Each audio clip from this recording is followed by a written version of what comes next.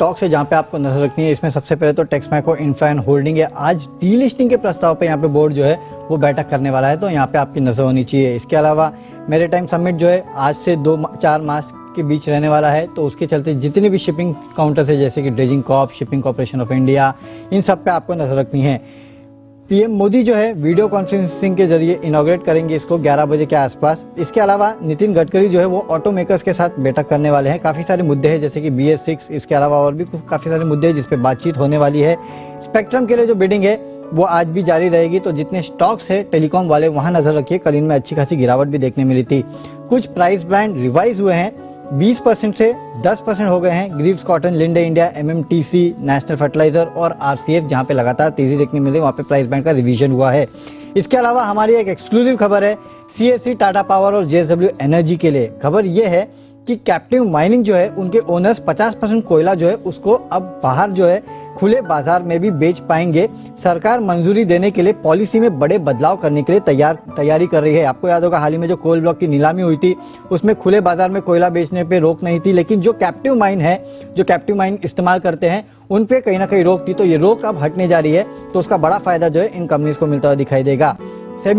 सेबी की exchanges, depositories और clearing corporation के साथ एक बैठक है, ये भी हमारी एक्सक्लूसिव खबर है। NSE की ट्रेडिंग हॉल जैसे हालात से निपटने के लिए उपाय पर चर्चा होने वाली है। एक्सचेंजेस, डिपॉजिटरी, क्लियरिंग कॉर्पोरेशन, इनकी एक कमेटी बनाएंगे और कमेटी मई तक रिपोर्ट जो है सेबी के साथ साझा करने वाली है।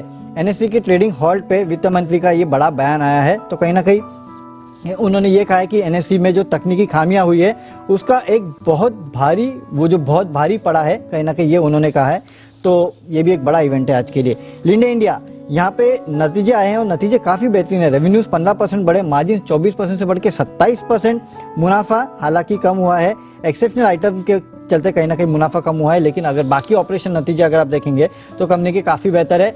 और गैस कंपनीज यहाँ पे नजर रखिएगा क्योंकि MGL के बाद अब IGL ने कीमतें जो है वो बढ़ा दी है। दिल्ली में CNG की कीमतें 70 पैसा, PNG की कीमतें करीब 91 पैसे बढ़ी है, तो जितनी गैस कंपनीज है वहां पे नजर रखिए। 2 मार्च यानी कि आज से कीमतें बढ़ चुकी है।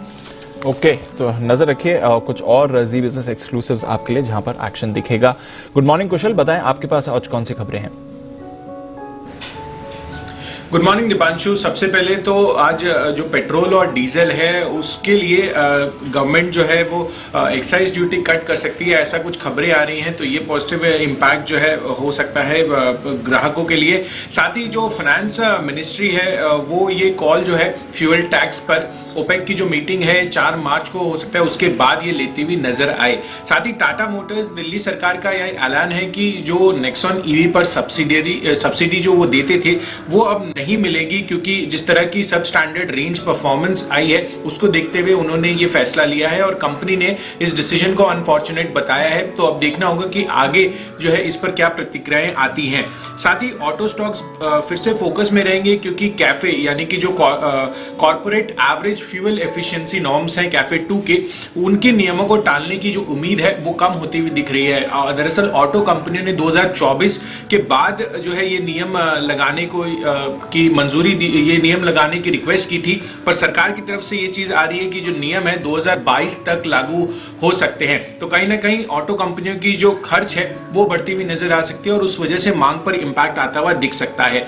इसके अलावा फरवरी महीने में जो ऑटो बिक्री आंकड़े आए हैं उस पर और भी कंपनियों ने अपने नंबर्स जारी किए हैं, जिसमें हीरो मोटोकॉर्प नंबर्स अनुमान से बेहतर आते हुए दिखे हैं। 5.05 लाख यूनिट्स इन्होंने बेचने में सफलता प्राप्त की है। हमारा अनुमान 4.7 लाख यूनिट्स का था, तो यहाँ पर एक आपको बीट दिखेगा। साथ ही कंपनी की जो एक्सपोर्ट्स है वो भी 18,000 यूनिट से बढ़कर करीब 21,000 यूनिट्स होते हुए दिखे हैं। VST टेलर्स, इनके जो पार टेलर परफॉर्मेंस है वहां पर भी ऑलमोस्ट 59% की बढ़त हमें नंबर ऑफ यूनिट सोल्ड में देखने को मिली है। और साथ ही जो आइशर मोटर्स है, जो इनकी रॉयल एनफील्ड की बिक्री है, यहाँ पर भी दमदार बीट आता हुआ दिखा है। 67,000 के हमारा अनुमान था, उसके मुकाबले कंपनी जो है ऑलमोस्ट 70,000 यूनिट्स बेचने में इन्होंने सफलता प्राप्त की है। इसके अलावा IRCTC भी फोकस में रहेगा क्योंकि मिनिस्ट्री ऑफ रेलवेज ने कंपनी को सारे जो मोबाइल केटरिंग है उसके करार को रद्द करने की फैसला लिया है। तो ये एक नेगेटिव खबर है और मद्रास हाईकोर्ट के आदेश के बाद ये जो कॉन्ट्रैक्ट्स है ये रद्द किए जाएंगे। साथ ही कॉनकॉर रेलवे सेक्टर्स भी फोकस में रहेंगे क्योंकि फरवरी में जो फ्रेट लोडिंग है उसमें 10% की सालाना बढ़त हमें देखने को मिली है। इनफैक्ट फरवरी में जो फ्रेट से आय आई है वो करीब 11,100 करोड़ रुपए की है।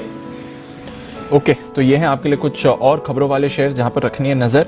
कुछ फंड एक्शन भी है और खबरें भी हैं देवांशी के पास, वो भी जान लेते हैं। गुड मॉर्निंग देवांशी, बताइए।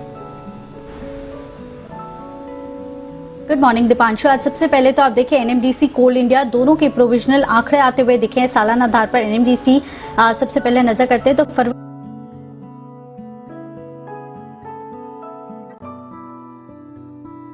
पर एनएमडीसी सबसे पहले नजर करते हैं तो फरवरी में इनका जो उत्पादन है वो 3.24 मिलियन टन से बढ़कर 3.86 मिलियन टन पर होता हुआ दिखा है। 19% तक की बढ़त है और साथ ही इनकी जो बिक्री है वो 2.91 मिलियन टन से बढ़कर 3.25 मिलियन टन होती हुई दिखी है। करीब 12% तक की बढ़त आती हुई दिखी है।